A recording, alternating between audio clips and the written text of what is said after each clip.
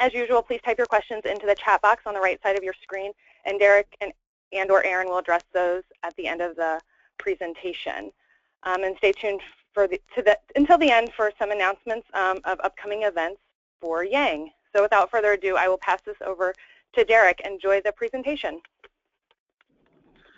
Hi, everybody. This is Derek Kaufman, and it's great to talk to you today about the subject of telematics and kind of emerging technologies in the industry. We want to look at this today as a series of aftermarket challenges, but also opportunities. You know, in the next 5 years, if we think about what's going to happen in the auto aftermarket, we just predict a vast amount of change. We see a lot of consolidation of the WD program group member companies. We see foreign buyers coming into our market. We believe that the big four could become the big three, or could become the big five, and that parts retailers will be expanding their global reach as they see some plateauing of markets here. They'll move into other international markets. We also see a certain move toward some more dealership-centric types of strategies by companies because of telematics. I'll talk about that a little bit. So we believe that the aftermarket, the independent aftermarket, excuse me, and OES strategies will combine in the next few years, and we think that we'll see more leased vehicles in the market as well, commanding more dealer types of service. Certainly, we're tracking collision avoidance and lane keep assist as it's changing the collision industry and really repair in general. And then we'll talk today about increased federal regulation mandating safety-related technology. I think in that list, that very quick list, I would tell you that three things in our minds overshadow that entire list, and that is telematics in the connected car, embedded software and software over-the-air upgrades, and virtual and augmented reality. And that's really what I want to spend some time talking to you about today. Let's talk about telematics first here. I think we all, have been talking about telematics for the last several years and all the different types of things that you can do with it, with GPS navigation, probably starting out and tracking, but the infotainment, all the things surrounding, whether it's insurance or stolen vehicle tracking, green commuting, the NHTSA, EPA, and CARB reporting that telematics can enable. So we have a tremendous number of things surrounding the car that are telematics oriented, and we see really kind of three different areas, and that would be that the OEs are doing more and more embedded telematics, so they've all gone to their camps and their partners to put more telematics hardware installed in the vehicle. Some of them are saying, well, we want embedded, but we understand that people own more than one vehicle, and the smartphone enables you to do a lot of different things. So maybe we'll go more a tethered device, and then obviously the combined effort where the embedded telematics are tied to your smartphone, and they allow you to port things in and out of the vehicle. And that tends to be the bigger move in the industry.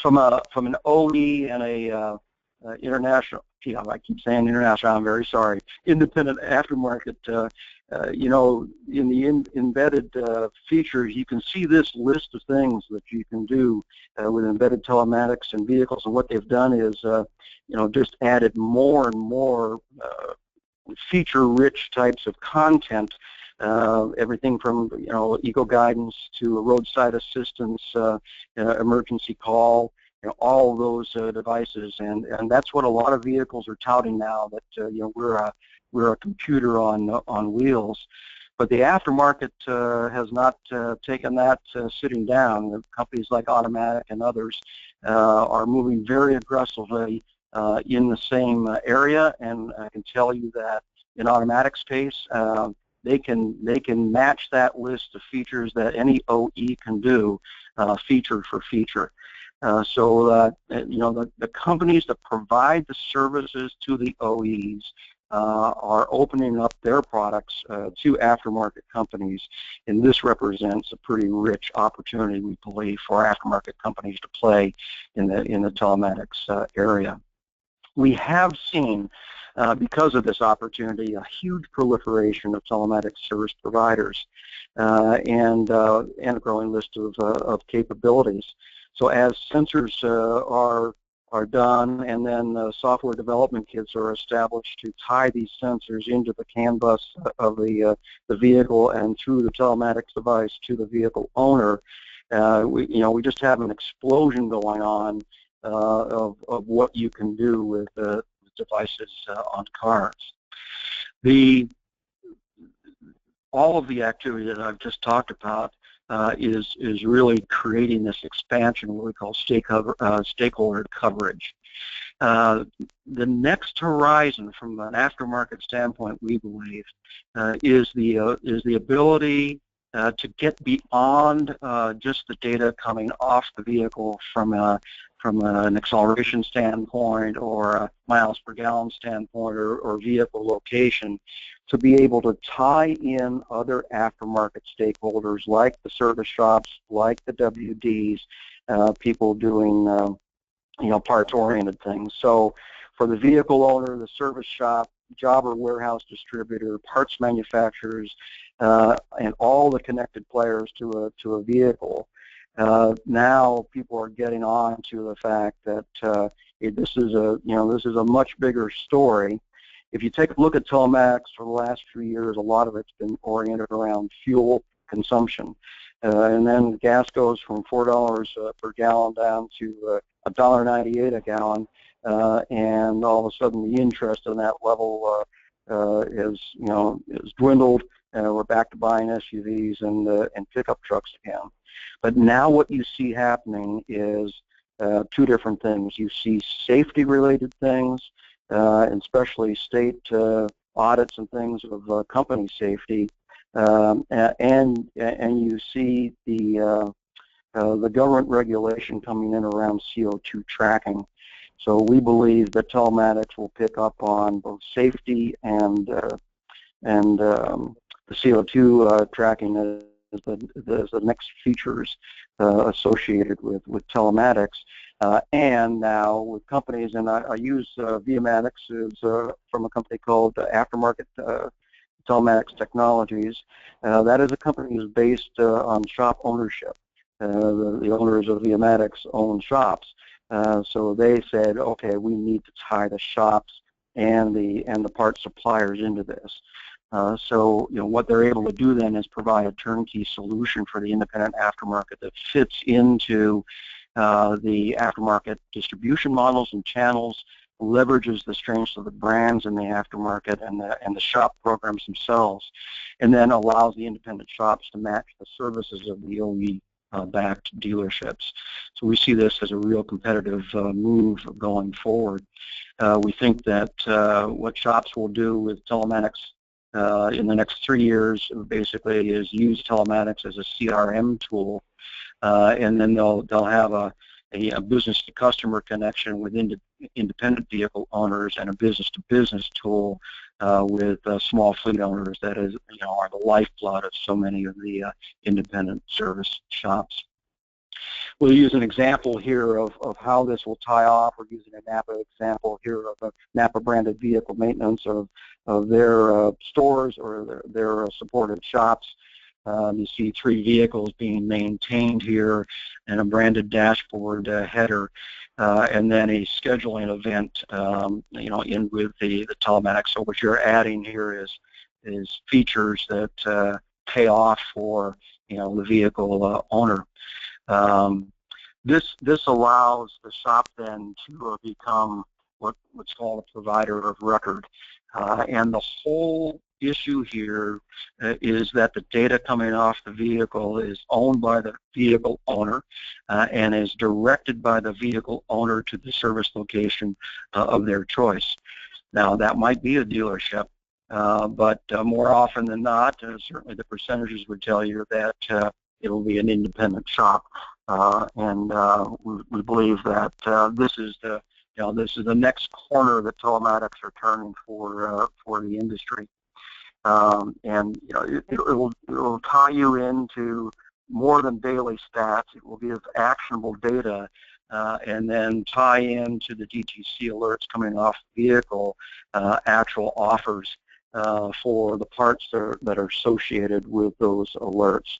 So now a vehicle owner understands that by having a telematics package and paying for that on a monthly subscription basis or however they pay for it, that not only do they get instant alert capability of their service provider of choice, but they get parts discounts, or they understand that there are ways to save money in the repair of their vehicles for having the telematics service.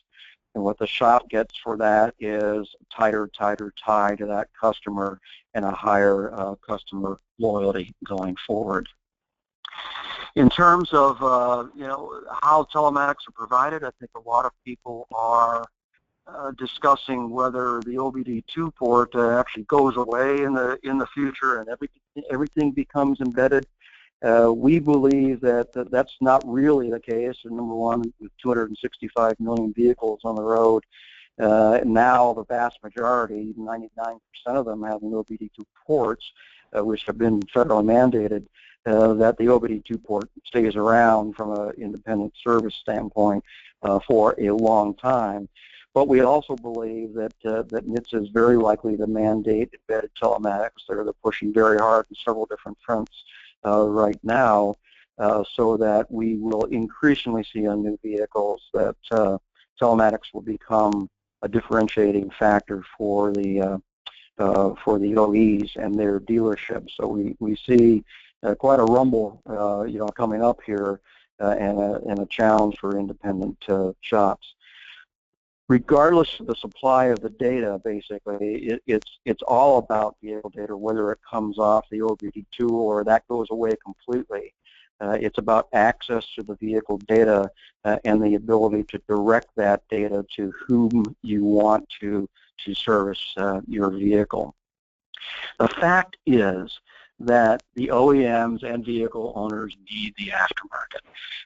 With that many vehicles on the highway in 11.5 years average age, and the increased sophistication of vehicles, adding more price or more cost to the purchase of vehicles, what we're seeing here is that more and more people are leasing vehicles and looking toward the dealer to service that leased vehicle.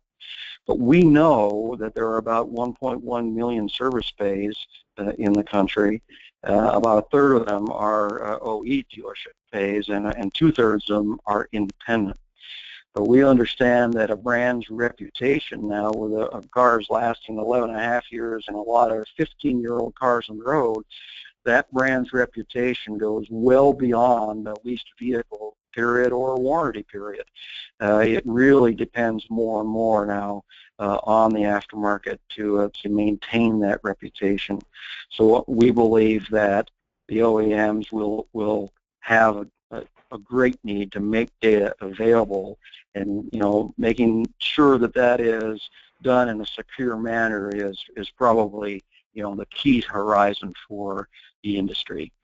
We think that AutoCare's premise here is that vehicle manufacturers need to make the vehicle information available in a secure manner, that vehicle manufacturers will provide the ability for an independent entity to be able to work on that car and handle diagnostic and repair data and geolocation data, odometer, the whole list. The other point, though, that this leads us to is that in addition to telematics and the data coming off the car, software over the air upgrades of embedded components are another complication in the aftermarket being able to properly repair those cars. So if it's 30, 40, or 50 different components and subassemblies on the vehicle now with embedded software interacting with one another, all with version control, all coming up in the next years to have software over-the-air upgrades just like your computer does. This is the next real challenge for the industry. So what we need is basically a way to handle this exponential increase in electronic parts and be able to handle the data of it. The Tech M examples, and I appreciate Mike Thiele from Dorman Products providing this information. You just think that this fits over 11 million vehicles from 06 to 15. In sampling 3,000 units, there are 500 unique software configurations. And what the OEs are doing is trying to consolidate this hardware and proliferate the software to make it act differently, in the future. So the solutions here are a vehicle owner license, a software license, should be implicit with the title of the vehicle, and a fair use and copyright exemption for repair has to allow for third-party repair. And Aaron's going to get into to more of this information. The other thing is software developer kits, and OEs are doing this. We all know that, and that this will continue on. I always tell the story that Apple Computer was one of the tightest shops in the world about not allowing anybody to work on their source code. And then one day they woke up to the fact that if they could do SDKs and they could review the security of how you were entering their source code, that they could create an explosion of applications that would bring a lot more people to Apple, and that's exactly what they do. And we believe at Schwartz Advisors that that's what the auto OEMs will do, but we think they'll do it kind of kicking and screaming. I want to finalize my comments today about augmented reality. We think that this is part and parcel to telematics and embedded software of just understanding the complexity for technicians. And I've got a little video here to show you how this might work.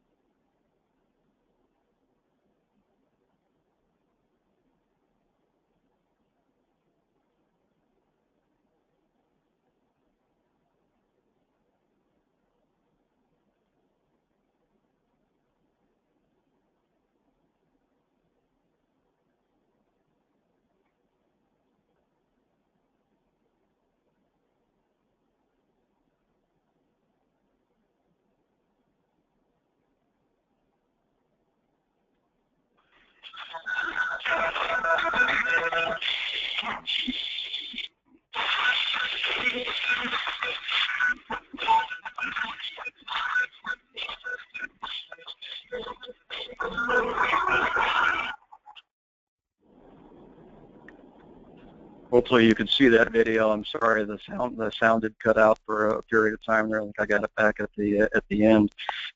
This gives you an indication that technicians in the future will have a unique set of tools coming at them to increase their first-time accuracy of diagnosis and their efficiency of a repair.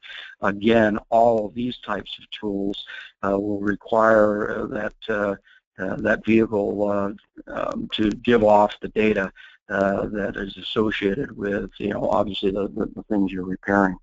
So it is a very critical time for the aftermarket to understand this whole issue, both in terms of right to repair and in data ownership. And Aaron Lowe is at the forefront of that. So what I'm going to do now is I'm going to turn the screen back over to Aaron to have him pick up here for the balance of the presentation. Thanks, Derek. Hopefully my screen's up right now. So I'm going to talk about what kind of follow up with what Derek has talked about and take it to the next step, because this is clearly an issue that is of high importance to the Auto Care Association and to a lot of people in our industry. And Aaron, this is Derek. I do not see the screen. Katie, are we seeing Aaron's screen? You are the presenter. I don't see him on there either. Sorry for the technical difficulty. Give us just 1 second.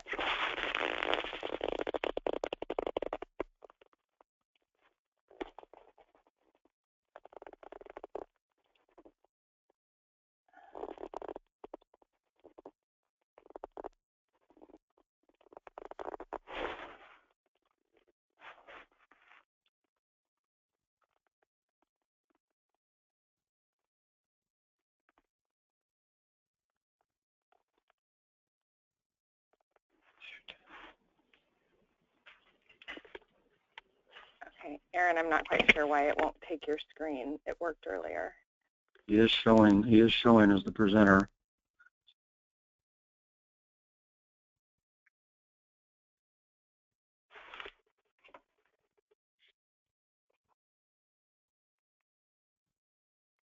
Aaron, maybe you want to come out, get out and come back in.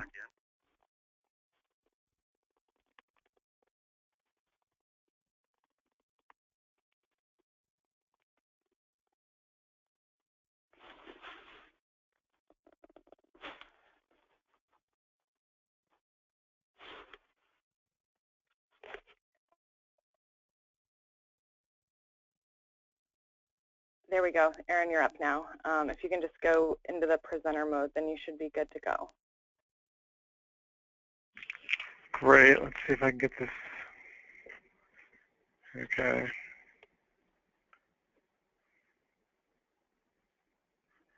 Give me 1 second here.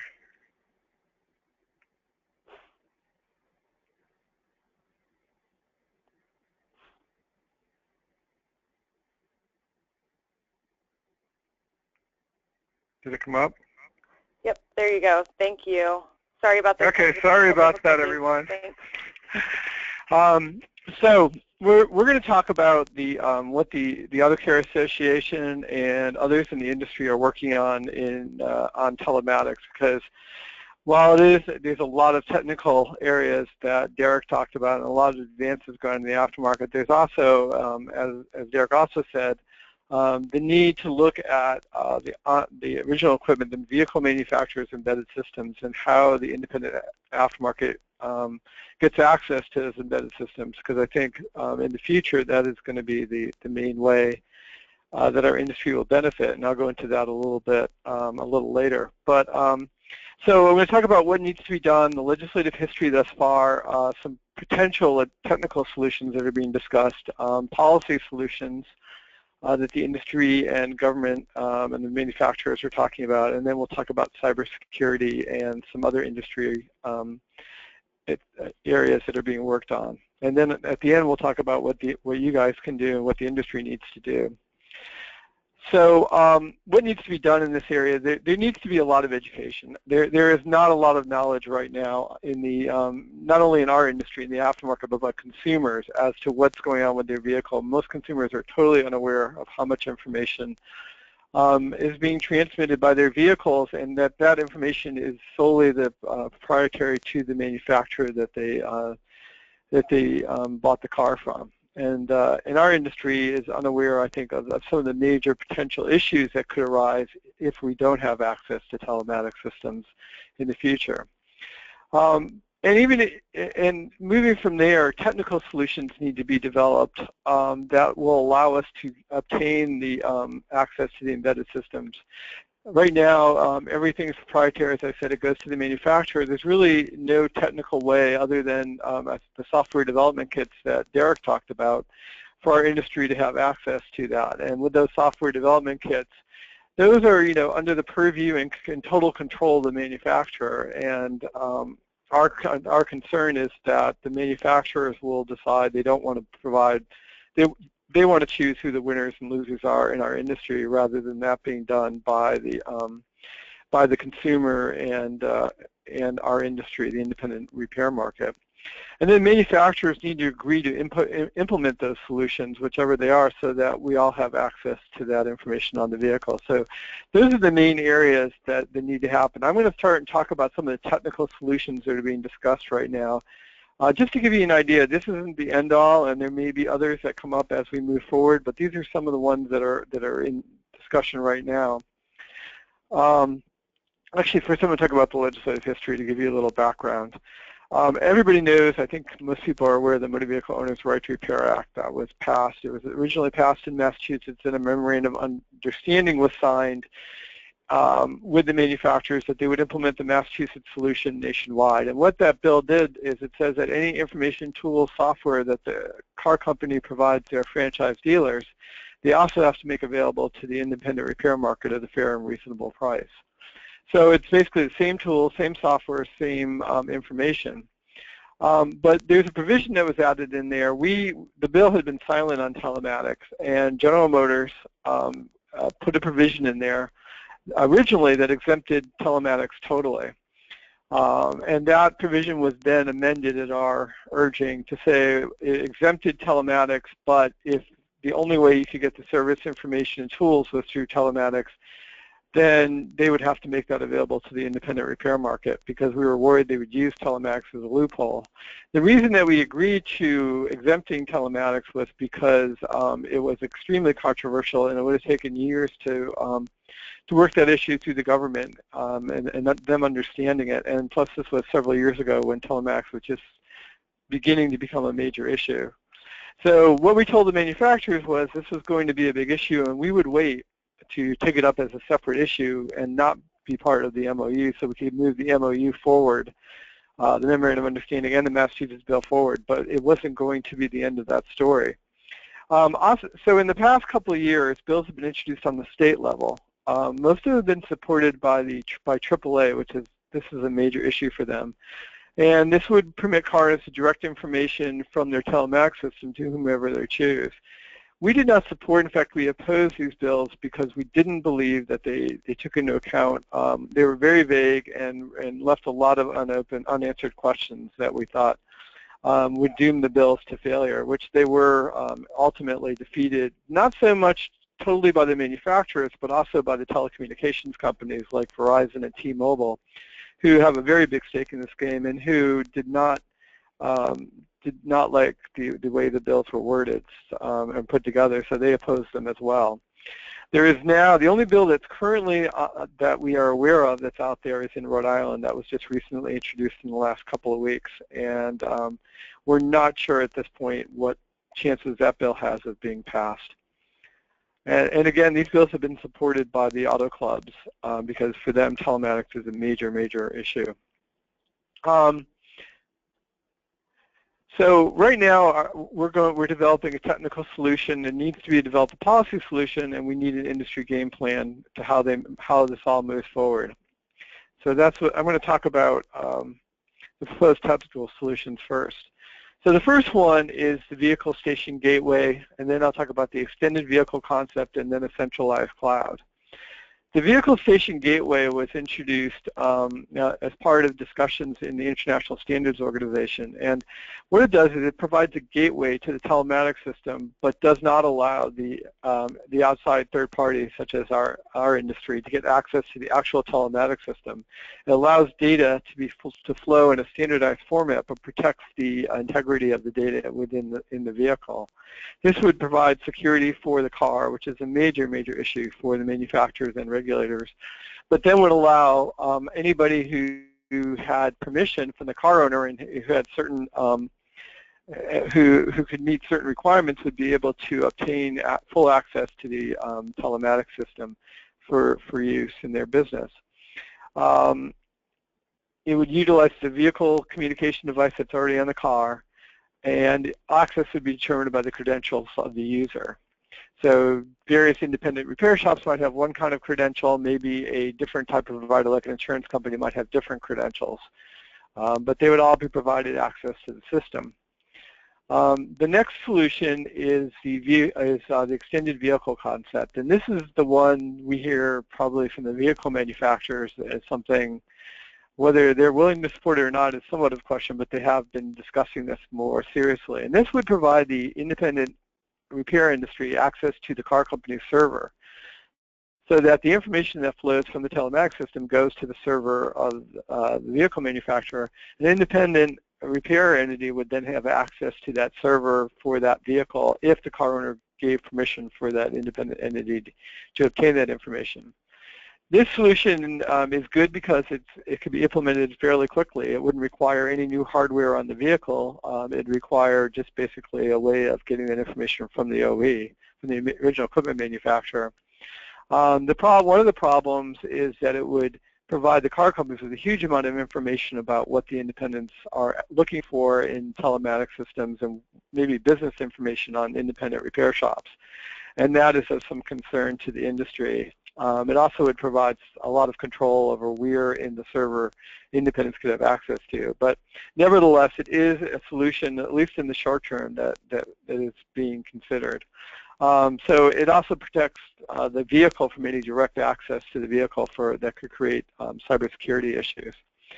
However, it would provide access, provide openings to the server of the car company, which, while it might not provide safety issues for the car, it could create a lot of issues for personal information being exposed, as we've all heard from some of the problems happening at Target and Sony.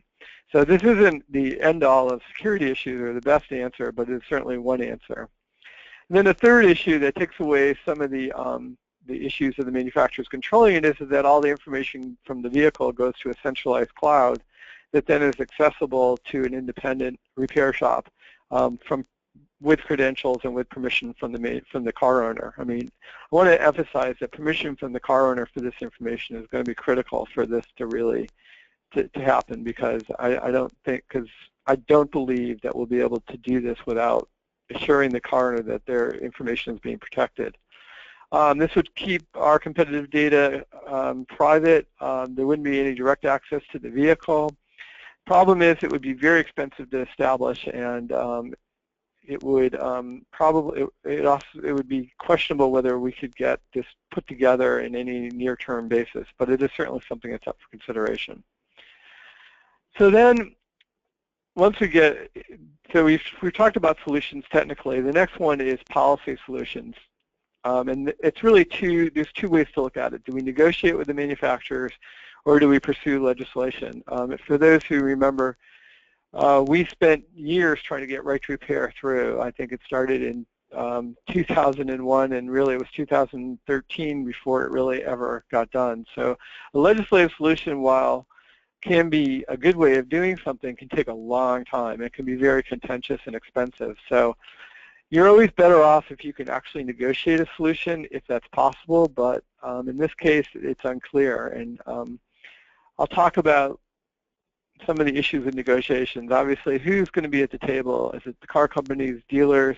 Are the telecommunications companies at the table? And who from the independents? Are the insurance companies, who also play in this space, also part of this negotiation? And then which issue do you address first? This is the chicken or egg dilemma. Do you talk about the solution, technical solution, or do you get the commitment to make that information available? Those are two major issues that need to be resolved. And then when do you get it resolved? These negotiations could drag on for years if there's no deadline for resolution. So that's currently one of the areas that we're concerned about with the negotiated rulemaking. The independent auto care industry, and I include our brethren over at some of the other trade groups, put together a Telematics Principles document for the manufacturers. And this came about because we've had multiple meetings with the car companies on telematics, and most of them were very unproductive. We went round and round. So what we did is we provided a roadmap that the car companies could use to get to try to come to a framework for a negotiated settlement. And what we said as principles is that the manufacturers would work with our industry to create a secure method that bidirectional information may be transmitted between vehicles and independents. And then we provide the ability for the independent entity, given permission from the consumer, to receive and transmit information with the customer's vehicle. And then we put in there that information that's not transmitted by the telematics system of a vehicle would not be required to be provided. And that was put in because we're not looking for the manufacturer to transmit information that's not really in the system, in their systems that they're not transmitting currently, but we do want everything that they are transmitting right now. And every manufacturer is doing something different with telematics right now. It is wide open at the moment. The principles document was, we just got a letter a couple weeks ago from the Alliance for Automobile Manufacturers, and we were pretty much told that the principles document was unacceptable to them. They believed we were reopening the right to repair MOU, that we were making veiled legislative threats because, making demands on them. That we didn't. The cybersecurity issue, which we of course needs to be addressed, they think we're downplaying those concerns, and then they were concerned about antitrust issues. So right now, that whole discussion, negotiation is sort of on hold. So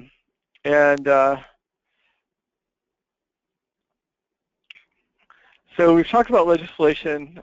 Well, let me go back one step. The legislative issue, if we can't get an agreement, we're going to have to go down the legislative route. And it's going to be strongly opposed by the manufacturers and maybe the telecommunications companies, although we're hopeful to talk to them. And as I said before, it could take years to pass. So those are decisions that our industry is currently discussing. We've been meeting with our counterparts at AASA, ASA, AAA has been part of these discussions. And this is the point where we're going to need to make a decision as to how to move forward as an industry. The elephant in the room in all these discussions, and I think Derek made a comment about this, is cybersecurity. This is becoming probably one of the major issues in Washington right now. There have been hearings on it on Capitol Hill.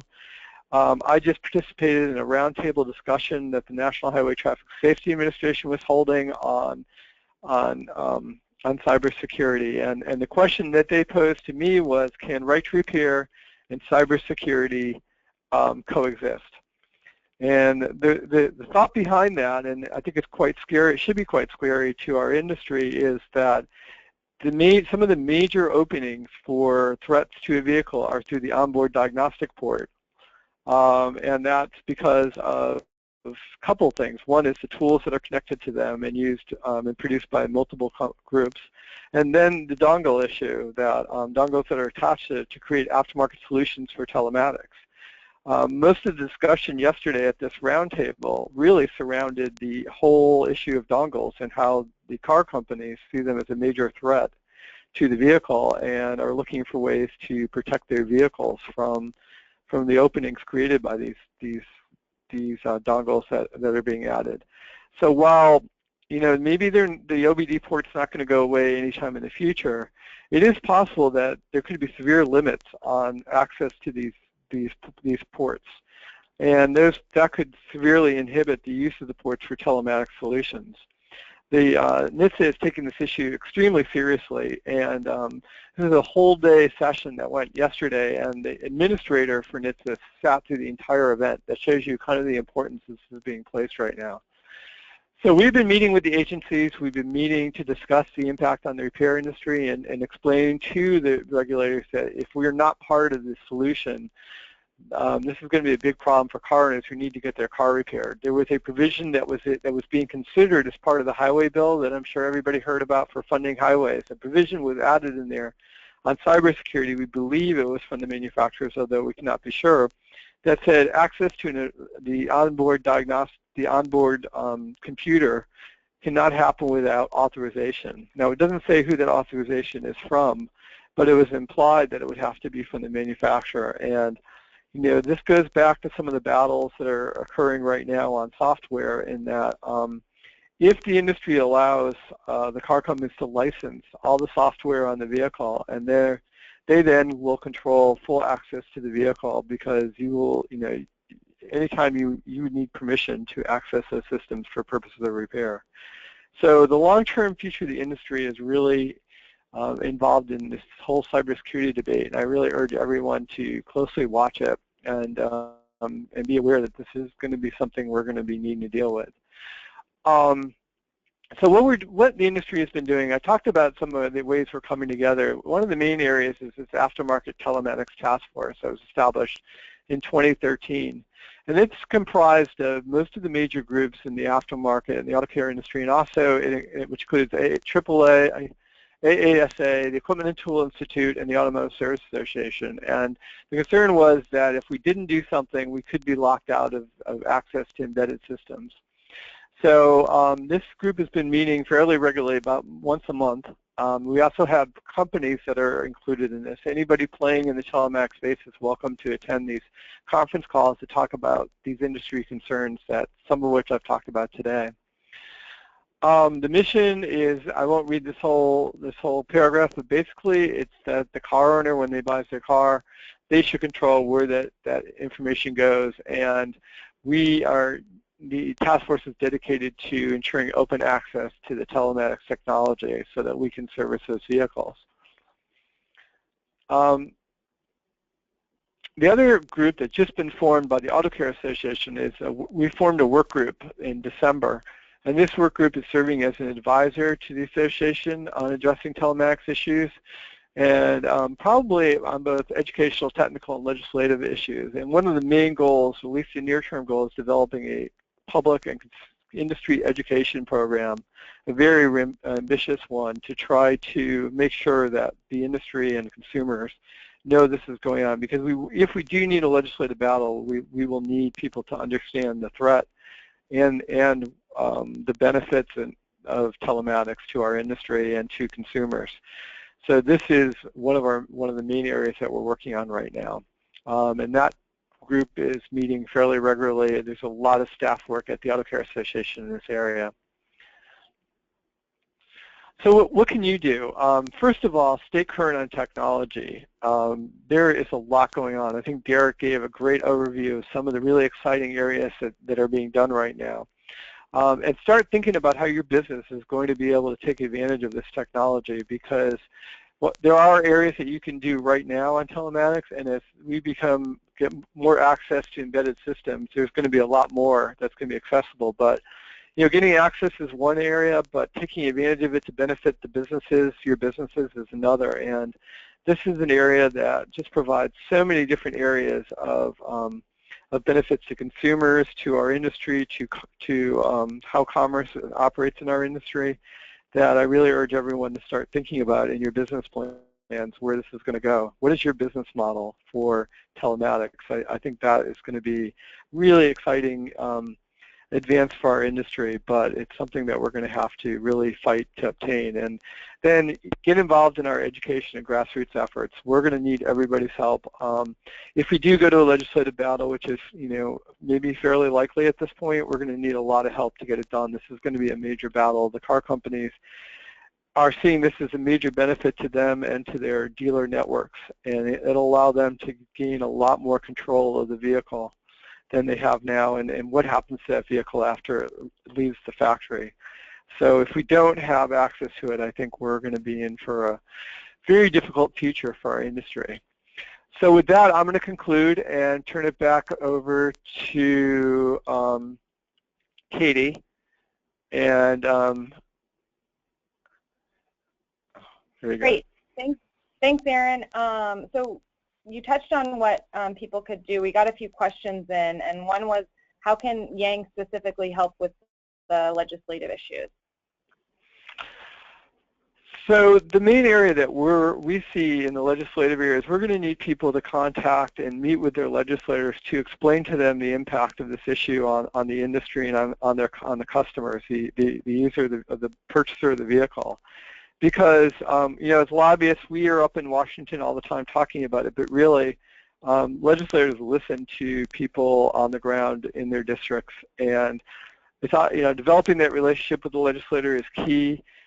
Meeting with them when you can and talking about this issue, even if there's not a bill at this point, is really important, because they really need to understand how this issue is impacting not just you, but also the constituents, the motoring public in their district, and every one of them has a lot of motorists. So that's probably the biggest thing that you can do right now, and we'll be obviously providing a lot more as we move forward.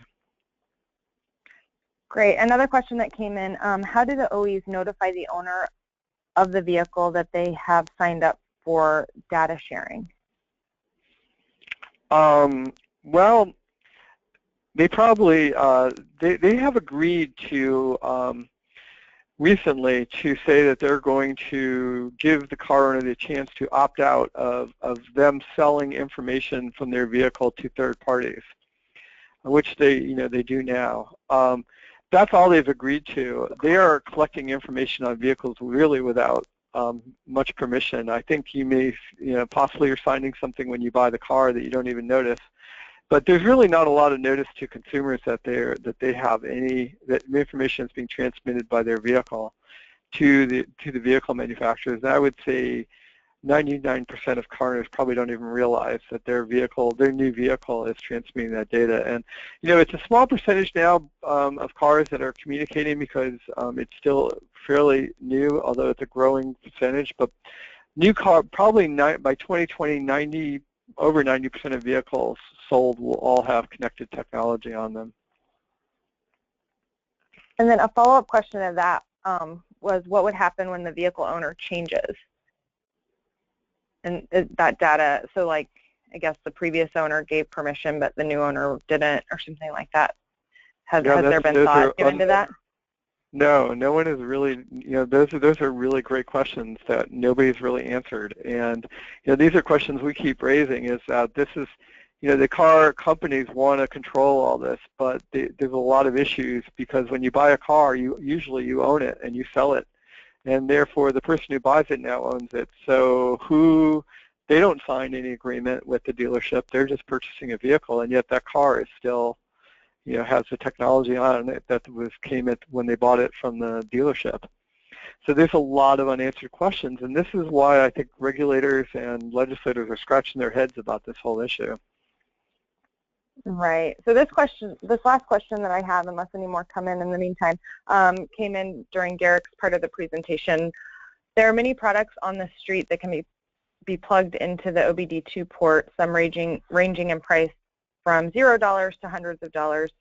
For example, you can buy a Delphi tool, or you can buy something on Amazon for $10 with a free app. Other than abilities to track, what are the key differences in those devices? That's a good question. I think the primary differences are the sophistication of the module itself.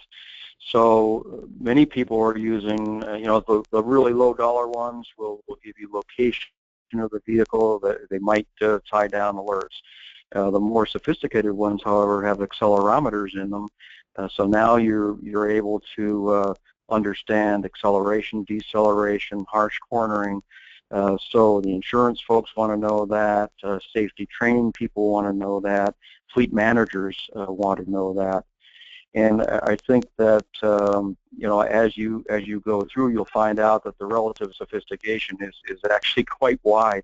So I was just having a conversation today with someone who said that they have an X, Y, and Z plane in their module, so that it understands when a vehicle is going over railroad tracks or speed bumps, and doesn't register that as a harsh acceleration, where a cheaper module might just say, well, that's a high acceleration, so that means the vehicle is being operated incorrectly.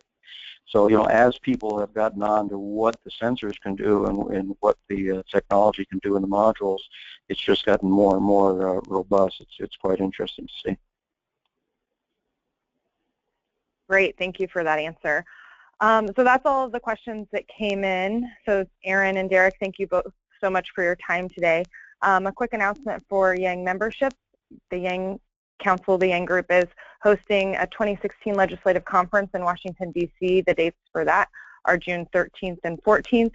More information will be in the Yangster Wrap newsletter, which is coming out at the beginning of February. If you need immediate answers, you can email David Pinkham at autocare.org. And Aaron, can you go to the last slide, and we'll plug the next webinar will be February 18th, Emerging Trends and Opportunities in Vehicle Connectivity. So continuing this conversation about the future and trends in the auto care industry. So thank you, everyone. Have a great weekend, and we'll see you next time. Bye-bye.